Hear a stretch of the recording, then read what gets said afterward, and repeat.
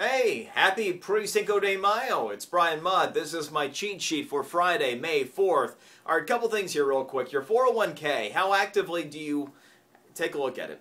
There's a story, a lot of writers meeting quotas will come up with stories about, managing a 401k because, if you don't have anything to write on a particular day, you can always come up with something about that, right? So somebody at USA Today did, but they actually gave me an idea yesterday. How often do we actively look at our 401k and manage it?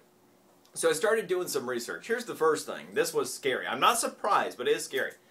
Less than half of us ever go back and review our investment options once we set up our 401k. So it's like at whatever point we were employed and we got our benefits and we set it up, more than half of us leave it that way until we leave. I mean, it might be 2 years, it could be 5 years, it could be 15 years, and we just leave it. Here's why that's not a good idea. I went back and I reviewed the average mutual fund performance for the previous decade. So we're talking 2000 through the end of 2009. All right? The average performance of the best performing mutual fund during that 10-year span was 19% per year. The average for all mutual funds was negative 1% per year. Remember, last decade was not a good decade for the stock market. So the best performance, 19% per year compounded. The average was negative 1%. The worst performing mutual fund was negative 13% on average. Now, those are big numbers anyway, but let me put this in perspective. Let's say that you had $1,000 invested in each of those mutual funds over the course of that 10-year period. No additional investments put in there, no additional contributions, just $1,000. With the best performing mutual fund, that $1,000 would be worth $6,600. The average mutual fund, $905. The worst performing mutual fund, $271. And that's just on $1,000, a difference of between $271 and $6,600. Now, we're at a time in our country's history to where you being responsible for your own retirement is more important than ever because we know we can't count on the government, Social Security, Medicare, all that. You got to do it yourself. This is why it's so important that you stay on top of your 401k.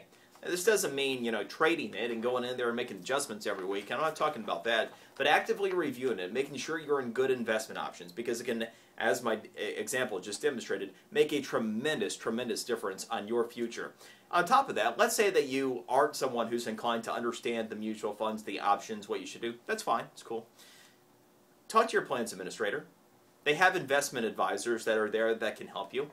Or, if you prefer, seek out your own investment advisor and get advice from them. Have somebody stay on top of this as a matter of routine because you cannot, literally cannot, afford to just leave it to chance. You saw what a difference that it can make for you.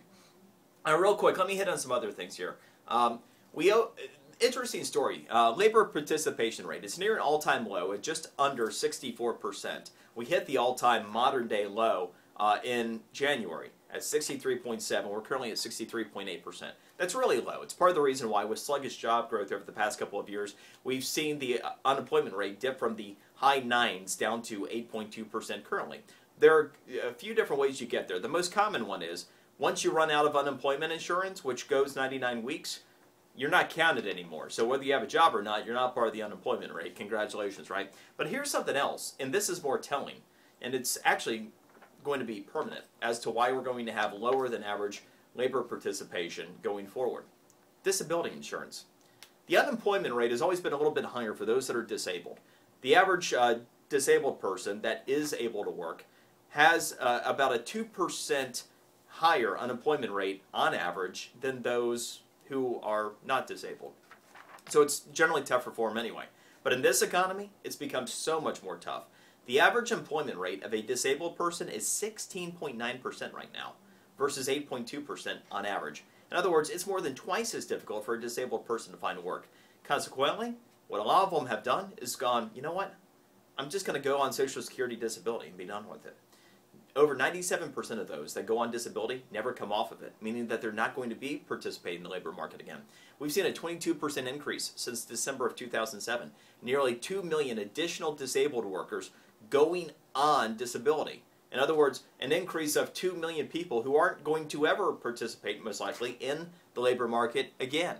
That also puts the additional strain on Social Security, but it also now is a total of 9 million Americans who have no intention of coming back into the workforce. So high labor participation is not likely to occur for probably at least a couple of generations here.